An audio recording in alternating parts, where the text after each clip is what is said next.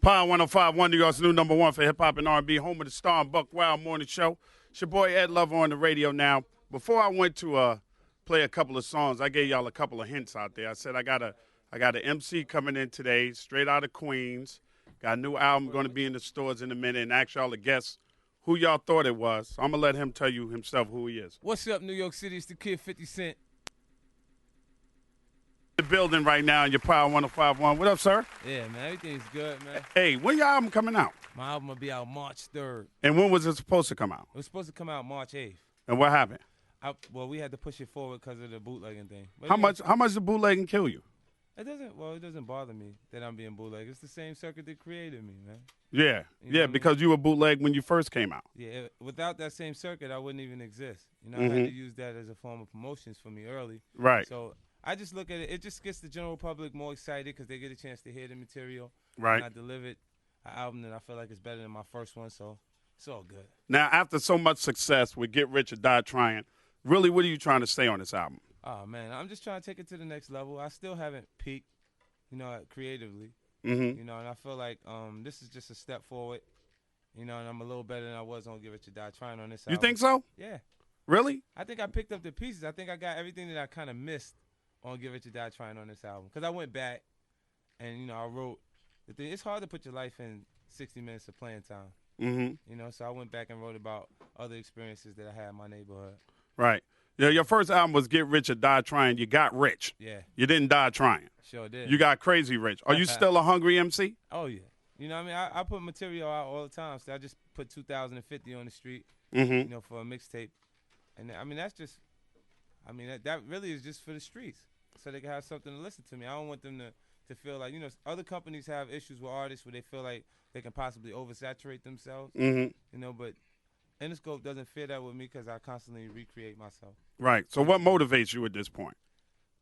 Everything. I use a lot of negative energy to, motivate me. There's been a lot of that. Yeah. We're going to talk about that, too. Oh, yeah. Or we have to.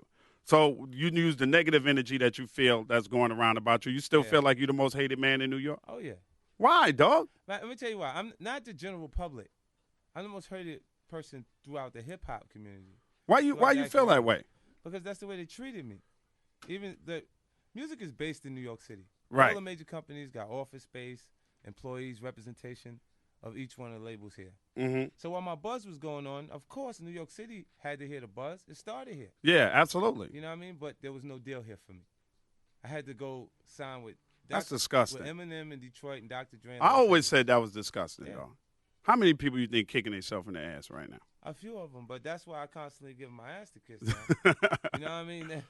Because I know that I'm not losing anything. If Right. things that make me happy make someone else unhappy, why would I value their feelings? That's crazy that you had to go all the way to Eminem and Dr. Dre to get signed. Yeah. When everybody in New York already knew that you was on fire. Yeah, and you know what? I think a large portion of New York City are not even fans anymore. They're critics. Mm-hmm. Because they feel so close to the music that if they don't feel like they have what it takes, they feel like my man is nice. My man got it. You know what I'm saying? Like everybody does it now, so it kind of feels like it's hard for them to really appreciate it, to sit back and just be like, man, this is hot. But right. Because everywhere else I go, I get so much more love than I feel when I'm in New York. Then home? Yeah. That's crazy. When I go to Summer Jam, they sit and they analyzing me. Right. Hey, what's up, man? Yeah. You know what I mean? Because everybody in New York is an MC. Right. They look at it to an extent, and if they're not, they know somebody who they feel like has what it takes.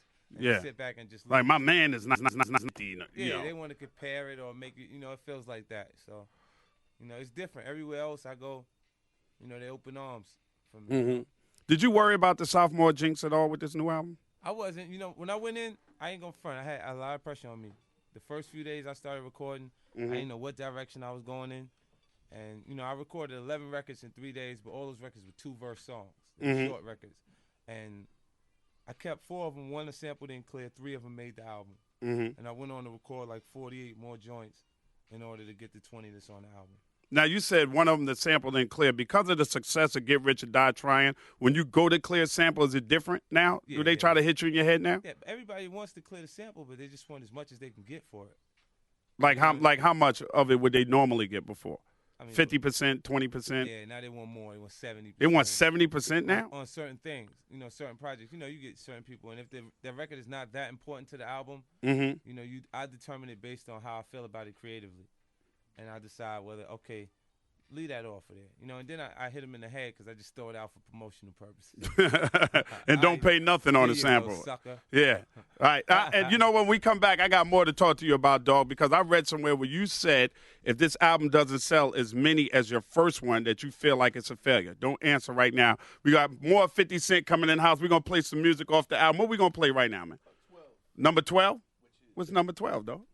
Rider music. Yeah. You want to play that? Yeah, Rider. We ain't even asked my man what he want to play. Y'all just telling him what he want to play. I love all of it. You want to play Rider music? Rider music. All right, 50 Cent in the house. Phone lines are open, 800-585-1051. You know what's tripping me out right now? Everybody at the station that was supposed to go home early, all their asses is over here now. Take your asses back to your desk. Do some damn work. It's Power 105.1, New York's new number one for hip-hop and R&B.